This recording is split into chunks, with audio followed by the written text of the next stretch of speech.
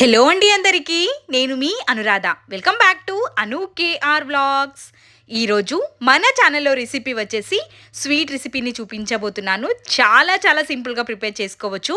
అన్నీ ఇంట్లో ఉన్న వాటితోనే చాలా సాఫ్ట్గా నోట్లో పెట్టుకుంటే కరిగిపోయే రెసిపీ. ముందుగా ఒక మిక్సింగ్ బౌల్ తీసుకొని ఇందులోకి 1 కప్పు వరకు పిండిని వేసుకోవాలి. మైదా పిండి కానీ గోధుమ పిండిని కానీ తీసుకోవచ్చు.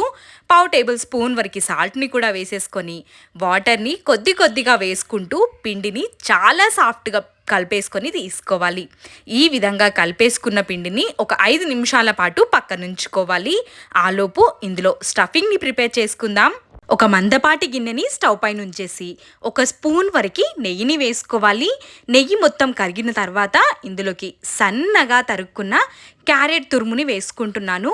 క్యారెట్ని వీలైనంత సన్నగా తురుముకొని తీసుకోవాలి. నేతిలోనే ఫ్రై చేసుకోవాలి. మంచిగా ఫ్రై అయిపోయిన తర్వాత ఒక ప్లేట్లోకి తీసుకొని పక్కనుంచుకోవాలి. అదే గిన్నెలోకి 1 స్పూన్ వరకు నెయ్యిని వేసుకొని 1/2 కప్పు వరకు బొంబాయి రవ్వని యాడ్ చేసుకోవాలి. 1/2 కప్పు వరకు క్యారెట్ తురుము, 1/2 కప్పు వరకు బొంబాయి రవ్వ కరెక్ట్గా సరిపోతుంది. రవ్వని కూడా నేతిలోనే ఫ్రై చేసుకొని తీసుకోవాలి. మంచి కలర్తో పాటు స్మెల్ కూడా వస్తుంది. అప్పుడే మనకి తెలిసిపోతుంది. మంచిగా ఫ్రై అయిపోయిన రవ్వలోకి క్యారెట్ తురుముని కూడా వేసేసుకొని ఇంకొకసారి మొత్తం కలిసిపోయే విధంగా మిక్స్ చేసుకోవాలి.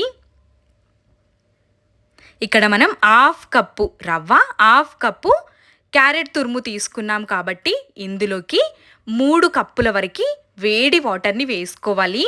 వాటర్ మరుగుతున్నప్పుడు మాత్రమే ఇందులోకి యాడ్ చేసుకోవాలి. 3 కప్పుల వరకు వాటర్ వేసుకుంటాం కాబట్టి రవ్వ కూడా మంచిగా మెత్తబడి సాఫ్ట్ అవుతుంది.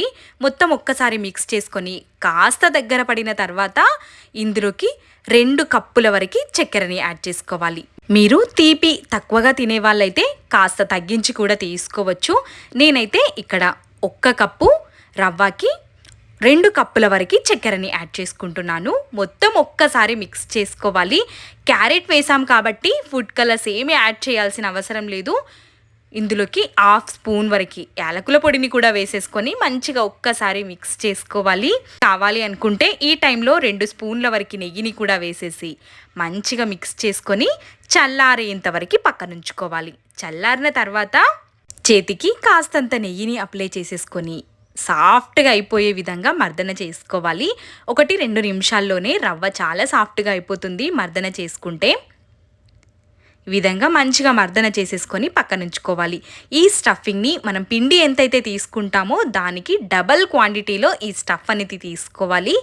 అప్పుడే ఈ స్వీట్ రెసిపీ రుచి చాలా చాలా బాగుంటుంది. పిండిని ఓపెన్ చేసుకొని కాసేపు మర్దన చేసుకోవాలి. పిండి కూడా సాఫ్ట్గా అయిపోయిన తర్వాత బటర్ పేపర్ని కానీ కవర్ని కానీ తీసుకొని నెయ్యి అప్లై చేసుకొని పక్కనుంచుకోవాలి.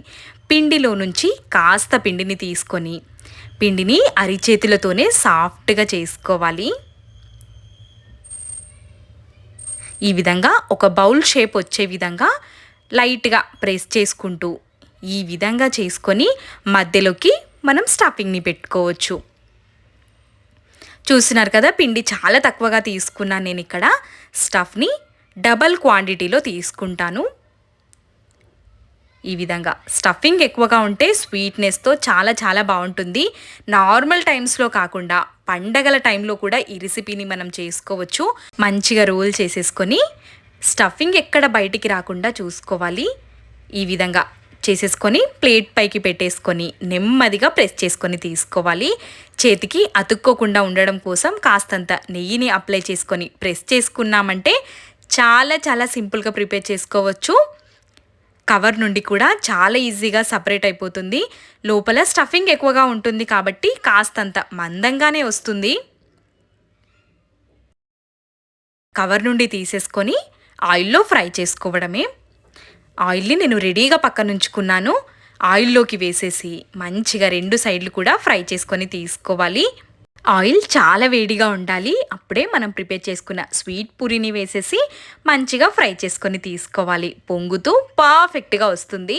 ఆయిల్ ఎక్కువగా పీలుస్తుంది. ఆయిల్లో చేసుకోవడం ఇష్టం లేని వాళ్ళు నార్మల్‌గా పెనం పైన నేతితో కూడా కాల్చుకొని తీసుకోవచ్చు. అవి కూడా పర్ఫెక్ట్‌గా వస్తాయి. ఎలా చేయాలో చూపిస్తాను.